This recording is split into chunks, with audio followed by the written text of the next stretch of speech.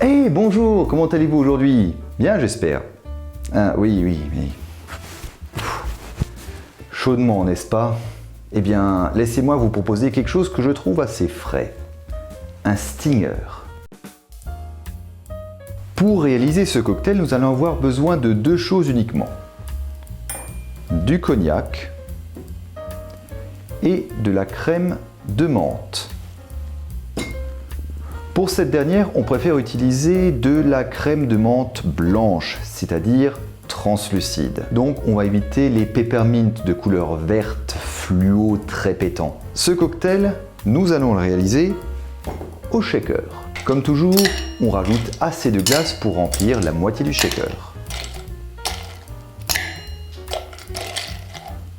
Puis on ajoute les ingrédients du stinger, à savoir 60 ml de cognac, puis 30 ml de crème de menthe. On ferme le shaker et on frappe le tout durant bien 15 secondes.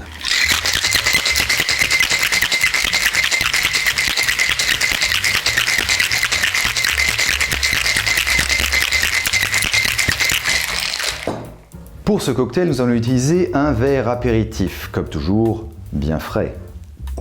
On verse.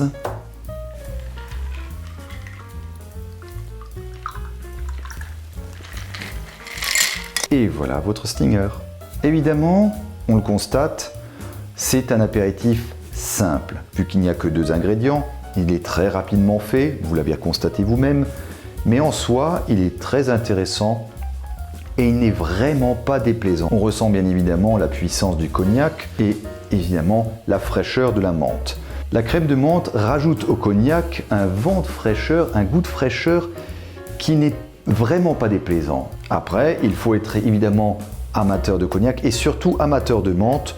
Je sais que la menthe divise un peu, même si là pour le coup, on la sent bien, cela rafraîchit sans vraiment rafraîchir le cognac en lui-même. C'est particulier. Évidemment, comme d'habitude, je vous dirai qu'on peut le boire à toute occasion, même si apparemment, cette fois-ci, il paraîtrait que sa vraie place serait après le repas. Encore une fois, il semble bien que le cocktail dont nous parlons ici n'a pas été inventé durant la décennie des années 20. La preuve en est sa présence dans le livre de recettes de cocktails de Jacques Straub, publié en 1914.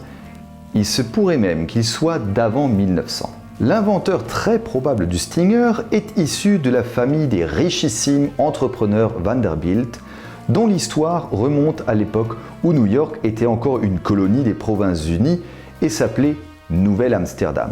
Reginald Vanderbilt, dit Reggie, était avant tout un passionné de courses de chevaux et président de plusieurs clubs hippiques.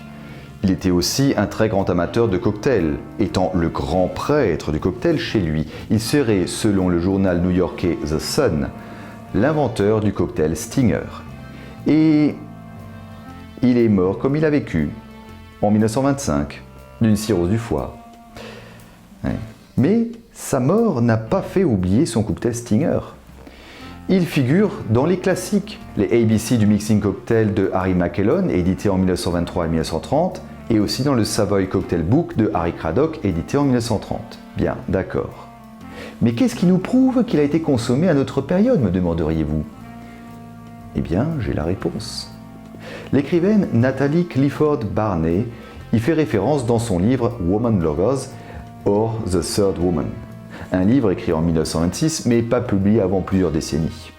Une partie de l'action se déroule au Select à Paris, où l'un de ses personnages enchaîne les crèmes de menthe, tout en proclamant haut et fort sa supériorité sur Shakespeare. De même, le très célèbre écrivain Scott Fitzgerald a placé Abe North, un des personnages de son livre Stranger in the Night, au bar du Ritz.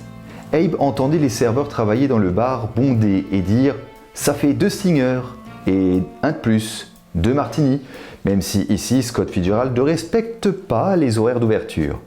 Abe était censé être au bar du Ritz dès 9h du matin, alors que le Ritz n'ouvrait qu'à midi. Ce détour par le Ritz nous permet néanmoins de revenir sur Frank Meyer, barman en chef à cette époque. Dans son livre publié en 1936, The Artistry of Mixing Drinks, il nous confirme bien que le Stinger est pour lui un cocktail à boire de préférence après le repas. Bien, j'espère que vous avez apprécié cette vidéo sur le Stinger.